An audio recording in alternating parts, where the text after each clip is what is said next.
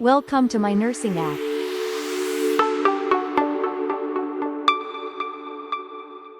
નમસ્કાર વિદ્યાર્થી મિત્રો, માય નર્સિંગ એપની વિડીયો સિરીઝમાં આપનું સ્વાગત છે. આજનો ટોપિક છે ડિફરન્ટ કોમ્પિટિટિવ એક્ઝામિનેશનમાં પૂછાતા MCQs. તો આ કોમ્પિટિટિવ જે એક્ઝામિનેશન છે તેમાં કયા કયા પ્રકારના MCQ આવી શકે તેના વિશે આજે આપણે આ વિડીયો સિરીઝમાં જોઈશું. તો તેમાં આપણે જોઈએ તો ફર્સ્ટ મલ્ટિપલ ચોઇસ ક્વેશ્ચન. તો તેમાં છે first MCQ, which of the following is the priority nursing intervention for a patient experiencing a myocardial infarction? એટલે આ પ્રશ્ન એવું કહેવા માંગે છે કે માયોકાર્ડિયલ ઇન્ફ્રેક્શન ધરાવતા જે પેશન્ટ હોય તેમાં પ્રાયોરિટી નર્સિંગ ઇન્ટરવેન્શન શું હોઈ શકે? તો તેમાં આપણે વર્ડ પકડવાનો છે પ્રાયોરિટી નર્સિંગ ઇન્ટરવેન્શન. તો આ ક્વેશ્ચનને સમજ્યા બાદ આપણે સૌથી પહેલાં જોઈશું માયોકાર્ડિયલ ઇન્ફ્રેક્શન એટલે શું.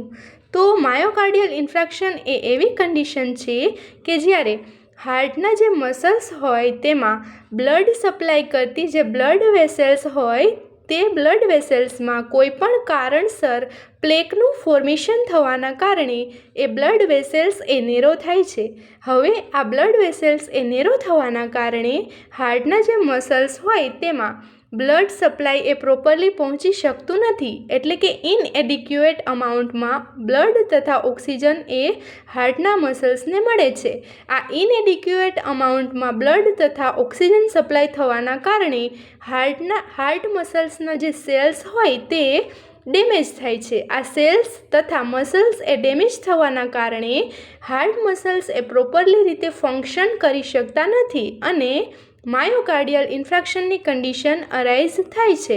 તો આ માયોકાર્ડિયલ ઇન્ફ્રેક્શન ધરાવતા પેશન્ટમાં પ્રાયોરિટી નર્સિંગ ઇન્ટરવેન્શન શું હોઈ શકે?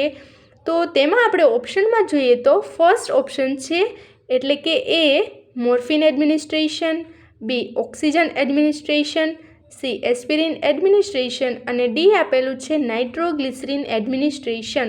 તો તેમાં આપણે જોઈએ તો ફર્સ્ટ એટલે કે એ છે મોર્ફિન એડમિનિસ્ટ્રેશન. તો મોર્ફિન છે એ સામાન્ય રીતે પેઇનને રિલીવ કરવા માટે યુઝ કરવામાં આવે છે, પરંતુ તે પ્રાયોરિટી તરીકે હોઈ શકે નહીં. ત્યારબાદ આપણે જોઈએ તો સેકન્ડ ઓપ્શન આપેલું છે બી એટલે કે ઓક્સિજન એડમિનિસ્ટ્રેશન.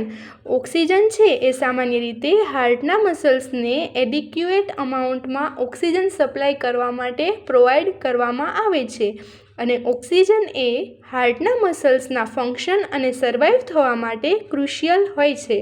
ત્યારબાદ આપણે જોઈએ તો સી આપેલું છે એસ્પિરિન એડમિનિસ્ટ્રેશન. તો એસ્પિરિન છે એ સામાન્ય રીતે જે બ્લડ હોય તેને પ્રોપરલી એટલે કે ક્લોટિંગ થતું પ્રિવેન્ટ કરવામાં યુઝ કરવામાં આવે છે, એટલે કે એસ્પિરિન એ પ્રાયોરિટી તરીકે હોઈ શકે નહીં. અને ત્યારબાદ આપણે જોઈએ તો ફોર્થ ઓપ્શન આપેલું છે એડમિનિસ્ટરિંગ નાઇટ્રોગ્લિસરીન. તો આ જે નાઇટ્રોગ્લિસરીન મેડિકેશન છે એ સામાન્ય રીતે વાઝોડાયલેટેશનનું વર્ક કરે છે, એટલે કે જે કોન્સ્ટ્રિક્ટ થયેલી બ્લડ વેસલ્સ હોય તેને ડાયલેટ કરી અને હાર્ટના મસલ્સમાં બ્લડ સપ્લાય પહોંચાડી અને ચેસ્ટ પેઇનને રિડ્યુસ કરવા માટેનું વર્ક કરે છે. તો આ હતા 4 ડિફરન્ટ ઓપ્શન, જેમાં ફર્સ્ટ હતું morphine administration, second oxygen administration, third આપેલું હતું એસ્પિરિન એડમિનિસ્ટ્રેશન અને ફોર્થ આપેલું હતું નાઇટ્રોગ્લિસરીન એડમિનિસ્ટ્રેશન. તો તેમાં આન્સરમાં આપણે જોઈએ તો આવશે બી ઓક્સિજન એડમિનિસ્ટ્રેશન, કારણ કે ઓક્સિજન છે એ હાર્ટના મસલ્સના ફંક્શન તથા તેના સર્વાઈવ થવા માટે એક ક્રુશિયલ તરીકે હોય છે. તેથી પ્રાયોરિટીમાં આવશે ઓક્સિજન એડમિનિસ્ટ્રેશન. આમ તો જે બધા ઓપ્શન છે એ આવી શકે, એટલે કે ઇન્ટરવેન્શન આવી શકે, પરંતુ તે બધા ઇન્ટરવેન્શન એ ઓક્સિજનને પ્રોવાઈડ કર્યા બાદ લેવામાં આવે છે. પરંતુ જે માયોકાર્ડિયલ જે ઇન્ફ્રેક્શન ધરાવતા પેશન્ટ હોય તેમાં પ્રાયોરિટી તરીકે ઓક્સિજન પ્રોવાઈડ કરવામાં આવે છે. તો કરેક્ટ આન્સર આવશે બી એડમિનિસ્ટ્રેટિંગ ઓક્સિજન.